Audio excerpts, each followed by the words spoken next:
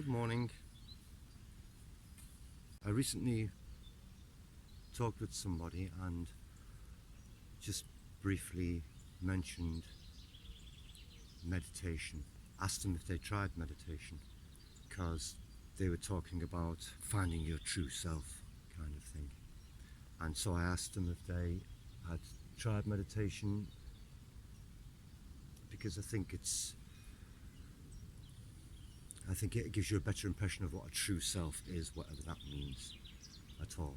Which got me to thinking about meditation again and how people see meditation. And I've said all these things before, I think, pretty much. The first thing that occurs to me is that it's seen as a practice. It's seen as an exercise. You sit down cross-legged, which you might or might not do, it doesn't really matter. I think it's sort of like tuning the mind into a certain frequency through the noise of thought and emotion and feeling, because this background noise of is always there, thoughts are always there, feelings, emotions are always there. The outside world is always there. That's why I've talked about the first world, the second world. All the things that disturb you or, affect you in the first world have to sort of be filtered out or are automatically filtered out. All of those in the second world, which is your internal world, are automatically filtered out. And you're left with the sense of I, the sense of me, being, which doesn't have anything to do with those things. It's neither your thoughts nor is it the impressions of the outside world. And when you examine this I, which seems to be undisturbed self, then you find that it exists like a particle that you can't really find the I. It's not like you look for the particle, and the more you look for it, the more diffused it becomes. The more it sort of decoheres into a space. So it becomes a space, really. The I becomes a cloud that's is indefinable kind of thing. They were talking about finding this, your own true self, and I don't really know what that is. You can come from it from two directions. You can say it's a spiritual thing, and all of this matter and flesh is one thing, hiding the truth of a spirit, depending on your definition of spirit, Or you can come from it from the point of view of your brain is wired to think, it's wired to constantly interpret, predict, and compare moment to moment, and that you're detaching yourself from that system. You literally become depersonalized or detached. It's one of the things that people say can be dangerous about meditation, because you disassociate, and it can be quite a frightening feeling to have no sense of I, no sense of personality. You disassociate from all the ego stuff, the stuff you know to be you, into this thing that you is completely weird. But anyway, it was their definition or their idea that meditation was somehow sort of floating, beautiful floating feeling. It is kind of floaty and it is nice, but that's a bit sort of chocolate box, picture postcard, and that's not the way I see it, really. Although it does have an aspect of that to it. If I had to choose between the spiritual, otherworldly, supernatural aspect of meditation, so that there might be underlying physics to the universe and that we're unclear about them, which is becoming apparent at the moment, because now they have found that the standard model is not doing its job.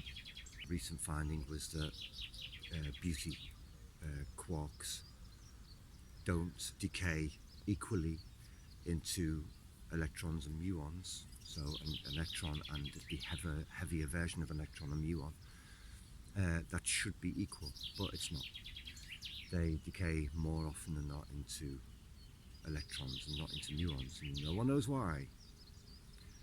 So physics isn't finished, folks. But anyway, there's the underlying physics that you're able to tap into. That there's an inner science. That's fine by me. And then it might include some wacky ideas like maybe panpsychism or consciousness being a fundamental underlying element of the universe. Okay, whatever.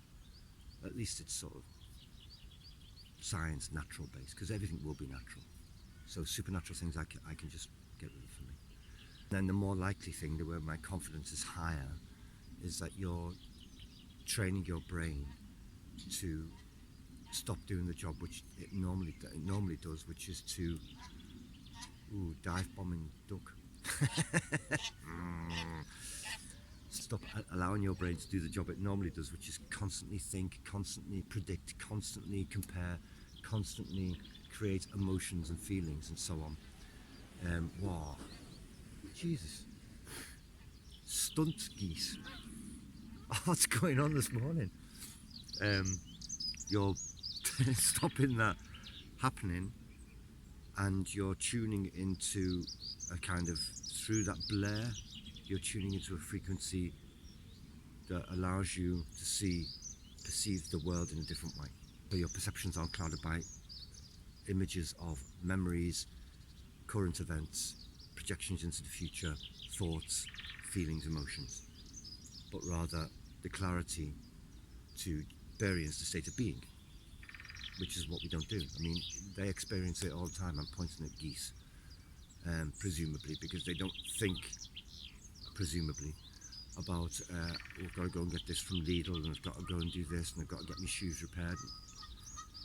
So they will be in a state of being all the time. That will include things like having to predict and be aware of stuff. But because they're not bombarded with too much of that, their state of experiencing being will be clearer, I would imagine. Maybe I'm wrong. In any case, that's the impression I get when I sit and meditate. That you can watch all of that ego stuff fall away. And by that I mean accumulated personality. The idea that you are this person with this name and this history and so on and so forth. You're stripped of all of that at some point, and you're left with purely the sense of being, and you have no idea what that being is. It's no longer this thing, your body, because you've eliminated that. It's no longer the thoughts that you have inside your head, because they come and go, and you can eliminate them. So I'm not them. You're not your emotions or your feelings, because they come and go as well. So you're left with just constant state of isness, which is floaty and peaceful. But it's not that chocolate box floating on a cushion with a joystick in your hand going on. That's baggage that we've put on top of this idea. For me, at least, it's a sense of absolutely just being in a constant flow of being, untainted by the bombardment of constant thoughts, feelings and emotions. They come, but they also go, and they come and go with greater intervals, so that eventually, every now and again a thought will crop up. You see it coming, you can feel the resistance of a thought, you sit there and you can feel there's something coming. And sometimes it doesn't, because you've caught it early enough, and sometimes a thought will pop up and you think, oh, there it is, and then it's gone. And then you're back to just being. Because I don't buy the supernatural stuff, and because the physics of the mysterious I have less confidence in, I'm going until I get further proof, either from within or without, with the training the brain and tuning the brain into a state of mind, which you could then think is completely useless. For why bother meditating then? It's not going to get you sort of into nirvana. Because I think that state of mind is important. I think that state of being is, well, I know it's useful. And I think its use is underestimated, and I think it should be used more. It has a great many uses for many things, but for each of us individually it has the use of not living a life having missed that part of yourself. Also gives you or me the philosophy, okay, there's this thing, a body, that's going to die. There's this personality that's going to disappear. There's this state that may disappear afterwards, may not, I don't know, I don't really care, it doesn't really matter. But I'm aware of that. I'm aware of those things, body, this mind, this being, that triggers a desire to be present.